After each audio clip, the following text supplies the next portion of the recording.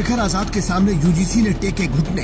इधर होते रहे प्रदर्शन, उधर यूजीसी ने बदल दिए नियम। पूरी हुई बरसों पुरानी मांग, चंद्रशेखर ने की थी डिमांड। SC, ST और OBC को मिला हक, बोले धन्यवाद भाई।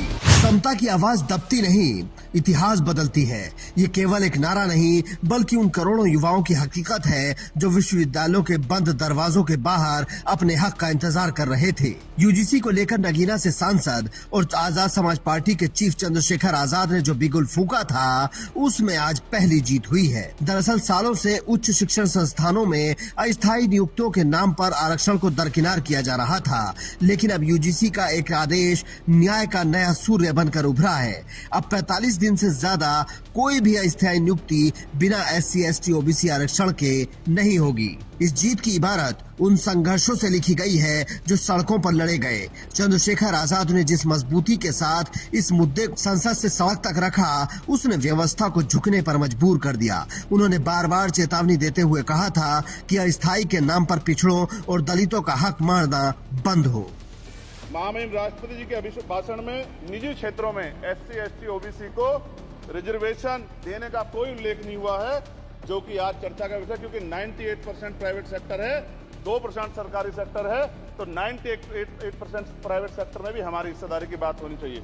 माननीय सभा, ये फैसला संविधान की जीत है, ये फैसला पिछड़ों और दलितों की जीत है, ये फैसला चंद्रशेखर आजाद की संसद से सड़क तक की लड़ाई की जीत है, क्योंकि ये भारतीय संविधान के अनुच्छेद 16 की उस भावना को पुख्ता करता है जो अक्सर ही समानता की बात करता है। ये जीत एक मील का पत्थर है, मंजिल नहीं है। संघर्ष जारी है, जीत जारी रहेगी। इसका संदेश स्पष्ट है कि अभी भी बैकलॉग के हजारों पद खाली हैं। बहुजन समाज के संगठनों और चंद्रशेखर आजाद जैसे नेतृत्व ने ये साफ कर दिया है कि जब तक हर संस्थान के हर विभाग में अंतिम व्यक्ति को उसका हक नहीं मिलता, ये वैचारिक आंदोलन थमेगा नहीं। जहां पूरी दुनिया प्रदर्शनों और नारों में उलझी रही, वहीं सांसद चंद्रशेखर आजाद ने संसद की दहलीज का उपयोग कर यूजीसी को झुकने पर मजबूर कर दिया। 45 दिन से ज्यादा की अस्थायी नियुक्तियों में आरक्षण का ये फैसला महज एक आदेश नहीं, बल्कि चंद्रशेखर आजाद की उस डिप्लोमेटिक वॉर का नतीजा है जिसने विरोधियों को भी चौंका दिया।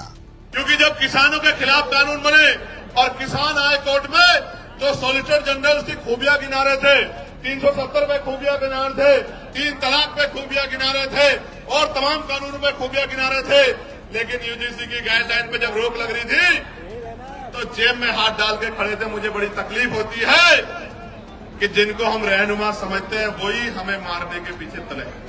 इस फैसले के असली सूत्रधार सांसद चंद्रशेखर आजाद माने जा रहे हैं। उन्होंने संसद के इसी सत्र में शिक्षा मंत्रालय को कटघरे में खड़ा किया था, जहां कई संगठन केवल विरोध प्रदर्शनों तक सीमित रहे। वहीं चंद्रशेखर आजाद ने तथ्यों और आंकड़ों के साथ सरकार को घेरा था। उन्होंने स्पष्ट रूप से मांग की थी कि विश्वविद्यालयों में रिक्त पदों को भरने के नाम पर आरक्षण को दरकिनार करना संवैधानिक धोखाधड़ी है। इतिहास गवाह है, जब हक की आवाज संसद की दीवारों को चीरती है तो निजाम को झुकना पड़ता है।